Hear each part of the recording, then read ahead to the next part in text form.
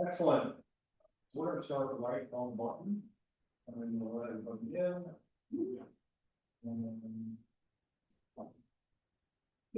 Give it a few seconds so I can get myself together.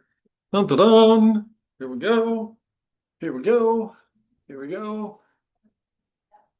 Yeah, I'm trying to get my energy up so I can get through 10 minutes of talking. All right.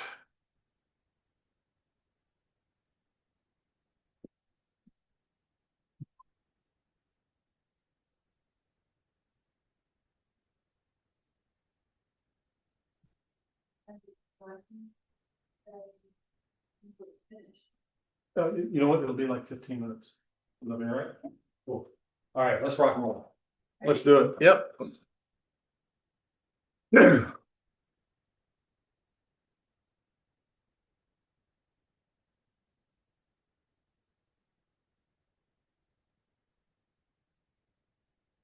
Good evening, Body Well Warriors. Jackie Baines. Oh, my goodness. After my own heart, right there.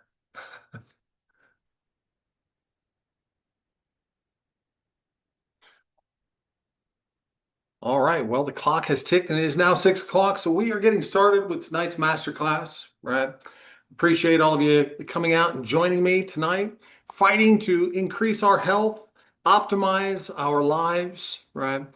And tonight, I'm actually doing a repeat from last week because we had a number of our patients who said, oh my goodness, I'm so sorry I missed it. And I had intended to send out a recording because the information was so important for helping people to optimize their health. And unfortunately, our recording didn't work. So this week, we got the recording working, and hopefully going forward, no more technical challenges, right? So the topic tonight, right, is creating rhythm and maximizing our results. Creating rhythm and maximizing our results, right? So what is it, right, that most people want to achieve from the care that they receive here at Bodywell? Well, I hope it's to optimize the function of their central nervous system, their brain and their spinal cord, the thing that dictates every aspect of our health, right? And if we're working to do that, it's important that we don't work against ourselves, right? Working against ourselves just makes things that much more challenging, right? And the purpose of this masterclass is to ensure that you know the things, right, that can be working against you in the process of trying to get the best out of your care and get your health back to the best that you can get it to, and be able to look forward to optimal health into the future, right? So when we talk about optimizing our results, we think of a three-legged stool, right? And if you think of a three-legged stool, if you take one of those legs out, it becomes that much more difficult to stay upright, right? We can lose our balance and fall off pretty quickly if we don't have all three legs securely underneath us, right? And the first leg in that is eliminating the things that are holding us back, right? Eliminating the things that are preventing our body from healing and repairing, right? And we'll speak more into that in a few minutes. The second thing is ensuring that we get our adjustments in rhythm. And the third leg is ensuring that we do our exercises in rhythm, right? We're going to speak into each one of those three topics tonight to make sure that you have a clear picture of what you can be doing to get the maximum results from the care and the efforts that you're putting into correcting your spine and optimizing your nervous system. So the first one is eliminating things that are holding us back, things that are preventing us from healing and repairing. And one of the best analogies that I have for that, very simple. Now, our bodies are designed to be self-healing, self-repairing, right? So if you get a cut on your finger, you don't really have to do an awful lot in order for that cut to heal and repair itself, right? Protect it a bit, right? Make sure that it stays clean, right? And give it time, right? And within a few weeks, you notice, oh my goodness, that cut's completely gone. It has repaired itself and it's no longer bothering me. However, if you take that same cut and every day you decide to rub it on sandpaper, right? When is that cut going to heal, right? And the answer to that is never, right? Why? Because when you rub that cut on sandpaper, it keeps the cut open and prevents the body from being able to do its job of healing and repairing itself, right? And when we think of things that are holding us back, right, that's exactly what we're looking for. We're looking for the sandpaper. And in different people, that sandpaper is different things. Sometimes it's very obvious, right? Sometimes it's more subtle, right? Give you some very clear examples. If you have a lower back complaint, if you're challenged with pain that's related to the lower portion of your spine, but you spend a lot of time bending, lifting, twisting, yanking, pulling, right? Or you spend prolonged periods of time sitting, right? Any of those activities, right, are going to be the sandpaper that is slowing down or preventing your healing process, right? So, sitting, and this is one most recently, there's research coming out, they're comparing sitting to being the new smoking, right? And you've heard us say in the practice many, many times that motion is lotion, right? And sitting, well, yeah, is sitting going to help your joints move, or is it going to cause them to lose their mobility?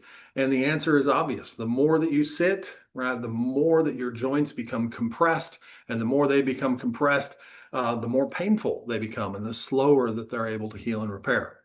So coming back and staying on topic, right? Looking for the things that are holding you back, right? I can't go to each one of your houses and look around and find the things, right, that are holding you back, but you can, right? You need to look at the different aspects of your life, the things that you're doing that can be holding back how your body is healing, right? And I promise you, anything you're doing with repetition that is negatively affecting your posture, I promise you that's something that's going to hold you back, right? Today, in the youth of today, one of the things that they spend a lot of time doing is this. And they come to us and they've got this big forward head posture, much bigger than we saw a generation ago, especially in children, right? And look, playing on devices, right? It's not the device that's doing it, it's the posture that you're in while using the device, right? So maybe you need to get something to hold the device up above eye height so you keep your head in an upright position. Similarly, if you work at a workstation, if you're working on a computer, and you're looking down and leaning forward into that computer, you are going to be aggravating your central nervous system. Right? So it may be as simple as reconfiguring your workstation so that you get your computer screen up above eye height, right? So that you can sit with upright posture and keep your head back over your shoulders where it belongs rather than way out in front and putting strain on the neck and on the spinal cord, right where the brain is connecting to the spinal cord. Right? So other areas, right? We use the analogy of eat well, move well, think well, right? And you look at the different aspects of that. In some people's case, it may relate to diet. It may be not even necessarily what they're eating, but maybe even the quantity that they're eating, right? Maybe too much, maybe too little, right? But when you can identify the things that are holding you back, we can then begin working on them, right? You don't have to fix them 100% today, right? But if you begin working on them and taking small strides in the right direction, I promise that that is going to help you move forward in optimizing your health and getting the best results, right? So moving on to the next and most critical component of optimizing your health is understanding the word rhythm, right? And what is rhythm when it comes to the way that your body heals and repairs? Why? Because we've said rhythm related to your adjustments and rhythm related to your exercises are the other two legs to getting the maximum results, right? So if we don't understand rhythm, we're not going to get it for either one of those, right? And rhythm, very simply, is the way that your body predicts what you're going to do next. And by predicting that, it actually makes it easier on the body to be able to do those things, right? The classic example for that is the person who goes to bed at the same time or wakes up at the same time consistently. When they do that, they'll begin waking up even before the alarm goes off, right? And as a result, They think, oh my gosh, I'm programmed.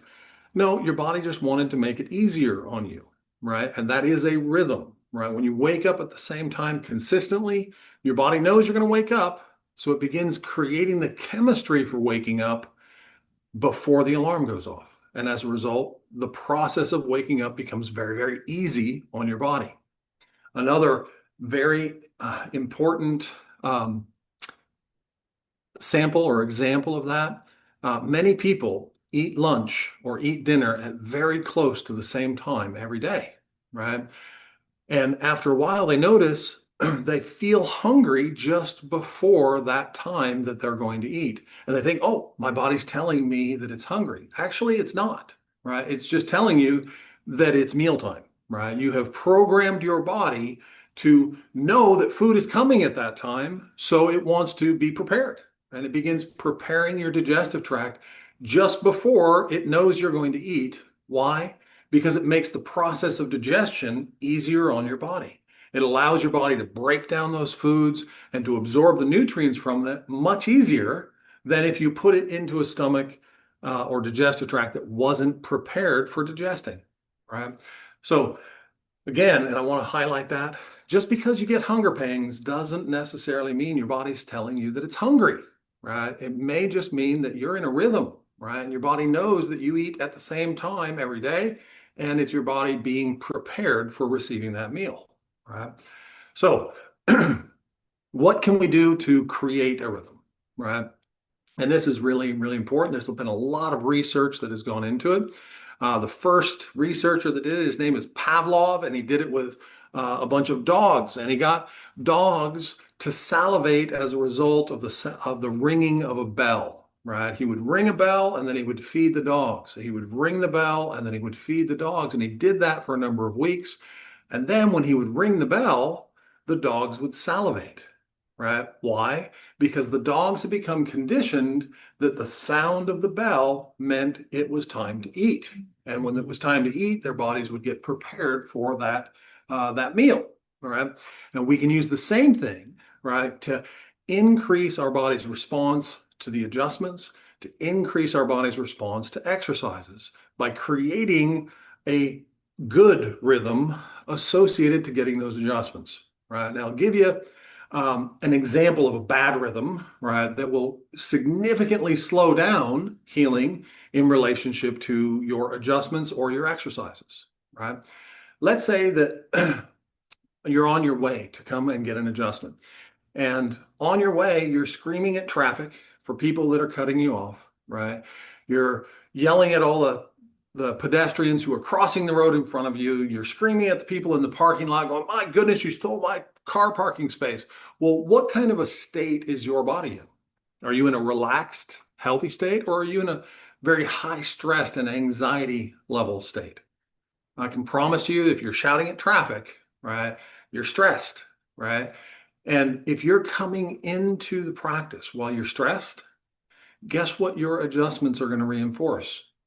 They're going to reinforce being stressed, right? So I want to flip that on its head for you, right? When you come in, if you want to maximize the results from your adjustments, right, you want to make sure that on the way to the practice, that you're getting yourself into a more relaxed state, right? Number one, you can listen to some music that helps you to relax, right? Number two, do some deep breathing on the way to the practice. Breathing in deep, holding it for a couple of seconds, letting it out slowly, right? Helps to lower cortisol in your body, right? You can do some of your posture exercises while you're on the way. So you're sitting in the car and you're helping to retract your head back, doing those repetitions. And in your mind's eye, seeing your posture correcting, seeing your spine moving back into a healthy position and those disc spaces opening and the pressure on your spinal cord and on your nerves reducing, right? In your mind's eye, you need to see those things happening, right? You need to see yourself being in an optimal health situation where you're feeling the best that you can, right? So you get to the practice, you've been deep breathing, make sure hydrating, right? You don't have to wait for your adjustment to get hydrated. You can start getting hydrated on the way to the practice, right? Doing those things consistently will help your body begin predicting what's going to happen next. And what happens next is your adjustment, right? And if your body's chemistry is in the right state, where you're in a more relaxed state, where you're feeling healthier, right? Where you're not tense like this, right? The adjustments occur more gently. They occur more easily. The shifting of your posture happens much more effectively when your body's in that state. Now, you can further reinforce that rhythm by continuing that after you leave, right? Meaning, once you've had your adjustment, does that mean jump back into your car and start screaming at traffic again? No. Turn on that music that helps you to stay relaxed, right? Continue working on your posture. Continue doing the deep breathing. Take that extra time to reinforce the adjustments that you've just received, right? So that your body has more time to work with those adjustments and to get an even greater result for you, right? Your healing, and I've seen it over and over and over again, the more of a rhythm that you can create related to your adjustments, the faster that your body will heal. Over and over and over, I see it. And the people who create a negative rhythm, where they're coming in like this and they're gritting their teeth on their way here and gritting their teeth on the way home and barking at traffic, that's like sandpaper for your adjustments. It's taking away the effectiveness of your adjustments, right? So the same thing should be true about your exercises. And the first thing we talked about with rhythm, right, is timing, right? We talked about waking up at the same time, right? And if you do that consistently, your body can establish a rhythm. The second thing is routine, creating consistent activities that you do leading up to that event, right? So those are the two key factors to creating a rhythm. So if you're coming to get your adjustment and you're coming at a very consistent and predictable time, it increases the rhythmic response in your body. And if you create that pattern, that rhythm of activities, the routine of activities that you're doing on the way to the practice, again, that will increase the rhythmic response in your body so that your nervous system predicts that. And it will create a much more positive effect in terms of how your body responds in the healing process, right? Now, the third leg, so our first leg was eliminating the sandpaper, the things that are preventing us from healing. The second leg was getting our adjustments in rhythm. And the third is getting our exercises in rhythm, right? And the same principles that apply to getting your adjustment should apply to doing your exercises. Create a time that you do your exercises. Be consistent with that, right? If you're doing exercises every day, pick a time and be consistent with that time. If you're doing it twice a day, pick the same times, morning and evening, and be consistent with those times. And that will get you a better result. Second, create a routine that leads up to your exercises. So the activities that you do in the 10 minutes before doing your exercises leading up should be the same routine, right? And what should that include? Again, deep breathing, helping yourself to relax, listening to some type of music that helps you to feel more relaxed, right? Doing your posture exercises to help increase the position of your spine and improve it, the mobility exercises that we share with you to help increase the mobility of your spine, right? All of those things, hydrating, right? If you put all of those things in the 10 minutes leading up to doing your exercises, I promise you your body's better prepared for doing the exercises, and it will get you a much more significant result, much faster correction, getting your spine back to its healthiest position. Now, as soon as you finish your exercises, should that be it? Should you jump right back into stress? Or do you think you get an even greater result if you carry on, right, for 10 minutes after you do your exercises, right? Continuing on with those activities that reinforce that positive energy in your body, right? And I'll tell you, if you want the best result, you do that routine before, you do the same routine after doing your exercises. It will increase how quickly your body establishes a rhythm, right? And that will increase the rate that your body is able to respond positively to doing the exercises, right? So three legs, right? Three-legged stool, we got number one, right? Eliminating the sandpaper, the things that are holding you back from healing, right? If you haven't already figured out what those things are, right, just start becoming more aware, paying attention to the things you do regularly and consistently that can have a negative effect on your posture, your spine, right? Um, if you're not sure, ask. Yeah, you can ask me, you can ask Dr. Christian, say, hey, you know what, I'm having a hard time identifying things that maybe hold me back. And we'll help you to dig deeper into that, find things that might be holding you back so you can get the best possible result. Second, is creating a rhythm associated to your adjustment, creating that routine that leads up, using good timing where you're consistently and predictably getting your adjustments consistently and in a good rhythm increases the response that you'll get from your adjustments. And the third leg is doing the same rhythm and routine surrounding your exercises. If you put those three together, not only are you going to respond faster and heal faster, right? But the results that you're going to get are going to amaze you, right? That increasing the function of your spine and your nervous system, right, is amazing in terms of its ability to help your body heal and repair. But when you put all three of those together, you're taking your healing to a significantly greater level, right? So I hope that all of you are able to understand the instructions I've provided you. And the last thing, and this is very, very important, don't try to do everything all at once, right? Why? Because when you try to do too many things and create too many changes all at the same time, the only thing that leads to is an increased level of stress. So what I would do if I were you is focus on one and work to do that one really well until it's easy. And once that one's easy, then pick on the second one, right? And if it were me, if I was going to say, which one should we get really good at first, right? Well, let's get really good at getting your adjustments in rhythm because that one's easy to implement. You're already going to be driving here. Just create that routine on the way that you're driving here and on the way home, right? And I promise you that's going to elevate your healing very, very quickly, right? The second one, once you have that mastered, do the same surrounding your exercises, right? Instead of going, oh, I hate these exercises they've given me. Oh, but I'll do them, right? Turn that around, right? Love them, right? Create a rhythm surrounding a ritual surrounding them so that your body gets the best possible result. And once you've got that one in place, then you can begin focusing on identifying the things that may be holding you back. All right. So start with one, get to the second, work on the third. And if you need help on any of those three, we are here to help you. All we want to see is you get the best possible results as fast as possible, right? We'll look forward to seeing you all for your next adjustment. Have an absolutely fantastic evening. We look forward to hearing fantastic results from each of you. Take care. Bye-bye.